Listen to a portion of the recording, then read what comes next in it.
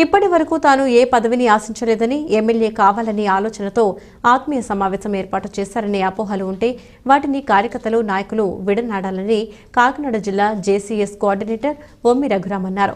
Jaggampeta Shri Balaji function హాల్లో నిర్వహించిన YSR Congress party Jaggampeta నియోజకవర్గ ఆత్మీయ సమావేశంలో ఆయన మాట్లాడారు. ఈ ఆత్మీయ సమావేశాన్ని ఏర్పాటు చేసిన రఘురాం మాట్లాడుతూ ఇటీవల గత కొద్ది రోజులుగా నియోజకవర్గ పార్టీలో జరుగుతున్న పరిణామాలపై ఆత్మీయ సమావేశం ఏర్పాటు చేయడం జరిగిందన్నారు. కొంతమంది నాయకులు రాజీనామాలు చేస్తున్నారని, దీంతో నియోజకవర్గంలో పార్టీ మనుగడ లేదు అనే ప్రచారం జరుగుతుందన్నారు. వాటిని తిప్పికొట్టేందుకే ఈ సమావేశం ఏర్పాటు చేశామన్నారు. 2024లో జగ్గంపేట నియోజకవర్గ సీటు ఎవరికి ఇచ్చినా గెలిపించుకోవాలన్నదే తన ఎజెండా అని పేర్కొన్నారు. అదేవిధంగా ప్రతి ఒక్కరూ కృషి చేసి పార్టీని గెలిపించుకోవాలని ఆయన కోరారు. ఈ కార్యక్రమంలో 4 మండలాల వైసీపీ నాయకులు అధిక సంఖ్యలో పాల్గొన్నారు.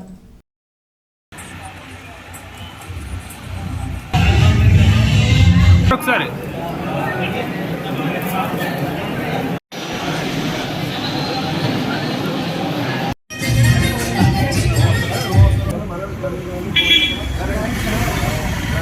ప్రధానంగా మాట్లాడుకుని ఇక్కడ ఉన్నటువంటి కార్యకర్తలు, నాయకుల్ని ఈ ఎన్నికలు పెద్దవారికి, పేదలకి మధ్య జరుగుతున్నటువంటి ఎన్నికలు. పెద్దవాళ్ళకి ఎవరు కావాలంటే వాళ్ళని దోచిపెట్టినటువంటి ప్రభుత్వాలు కావాలి, వాళ్ళు దాచుకోవడానికి అవకాశం కల్పించేటువంటి ప్రభుత్వాలు కావాలి, వాళ్ళు అభివృద్ధి చేయడానికి అవకాశం ఉన్నటువంటి ప్రభుత్వాలు కావాలి. పేదలు మాత్రం ఈరోజు ఎంతో సంతృప్తిగా ఉన్నారు. ఎందుకంటే ఏ ఒక్క మధ్యవర్తి లేకుండా నేరుగా జగన్మోహన్ రెడ్డి గారు వాళ్ళకి వ్యవస్థ ద్వారా వాళ్ళకి మేలు చేసినటువంటి ముఖ్యమంత్రి జగన్మోహన్ రెడ్డి గారు. భారత స్వతంత్రం వచ్చిన తర్వాత డాక్టర్ బిఆర్ అంబేద్కర్ గారు కలవనటువంటి గ్రామ స్వరాజ్యాన్ని తీసుకొచ్చినటువంటి వ్యక్తి.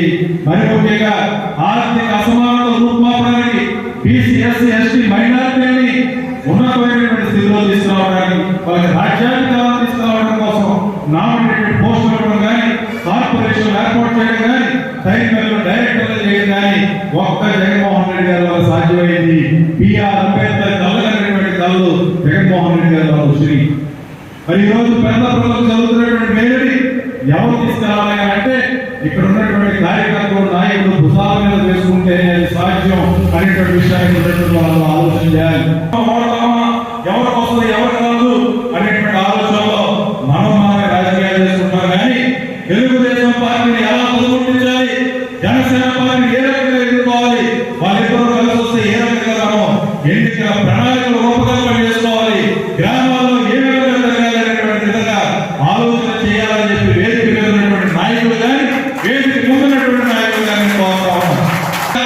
పనిచేస్తున్నారు, గృహస్థానంలో పనిచేస్తున్నారు అనేటువంటి ఆలోచన ఇక్కడ ఉన్నటువంటి పార్టీ నాయకులు, కార్యకర్తలు తీసుకోవాలి. నాకెందుకులే, నాకు పనేంటి, పేదవాడికి మేలు జరిగింది, నాకేమి జరగలేదు అనేటువంటి విధంగా ఏ నాయకుడిని ఆలోచిస్తే అది తప్పు అనేటువంటి విషయాన్ని ఒకసారి అందరికీ తెలియజేస్తున్నాను. రాజకీయాలు అనేవి సేవ కోసం వచ్చినాయి, గౌరవం కోసం వచ్చినాయి, 10 మందికి మనం మేలు చేసేవాళ్ళటువంటి గొప్పగా చెప్పుకునేటువంటి దాని కోసం వచ్చింది. ఎవరైనా ఒక రేషన్ కార్డు ఇస్తే, ఒక ఉద్యోగం ఇస్తే గొప్పగా చెప్పుకుంటా ఉంటాం. ఈ రోజు రాష్ట్రంలో 35 లక్షల ఇళ్ల స్థలాలు ఇస్తే మనం గొప్పగా చెప్పుకోలేకపోతున్నాం. ఇది దురదృష్టకరమైనటువంటి విషయమని మీ అందరికీ కూడా నేను తెలియజేస్తున్నాను. నేను ఈ రోజుకి ముందు మాట్లాడుతున్నానంటే నాకు ముఖ్యంగా అంటే నా భర్త చెప్పుకోవడం నేను చెప్పుకోకూడదు. కానీ ఎంతో మంది చాలా కష్టపెట్టి ఎంతో మంది వచ్చినా వెళ్ళిపోయినా సరే ఆయన పార్టీ జెండా పట్టుకుని అలా మోస్తూనే ఉన్నారు.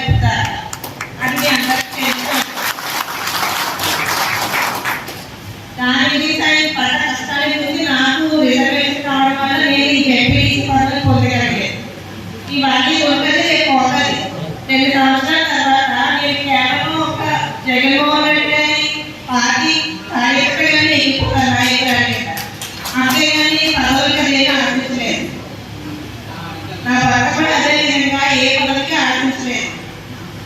నేను అందరూ కూడా అలాగే జగన్మోహన్ రెడ్డి గారిని 2024లో ఇదే విధంగా ముఖ్యమంత్రిగా